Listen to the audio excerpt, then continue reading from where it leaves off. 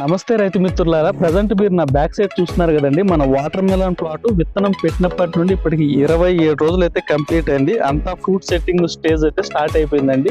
మరి ఇప్పటి వరకు మనమైతే వీడియోస్ లో చెప్పుకున్నట్టుగా మనము భూమి దుక్కులు దున్ని పేపర్ వేసుకునే వరకు మనకైతే ఇప్పటికీ మనకు 18,500 రూపాయలు ఖర్చు అయితే వచ్చిందండి. మరి విత్తనం పెట్టి ఈ 27 రోజుల మిడిల్లో మనకు ఏ ఖర్చులు ఎంత పడ్డాయి, ఇప్పటి వరకు వచ్చిన ఎక్స్పెన్సెస్ ఏంటివి అని చెప్పి మనమైతే ఈ వీడియోలో అయితే డీటెయిల్స్ అయితే ఇవ్వడం జరిగింది. మరి 1 ఎకరం ఈ పుచ్చ తోటలో విత్తనానికి మరియు విత్తనం పెట్టిన కూలీలు మనకు చూసుకున్నట్లయితే 12,300 రూపాయల ఖర్చు అయితే వచ్చిందండి.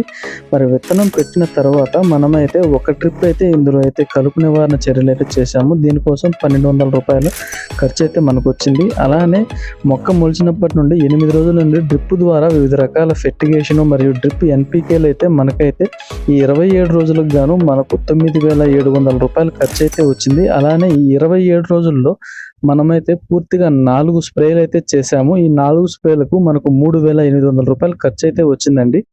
మరి ఓవరాల్ గా మనకి 27 రోజుల పుచ్చ సాగులో మనకు వచ్చినటువంటి ఖర్చులు అయితే ఇవ్వండి.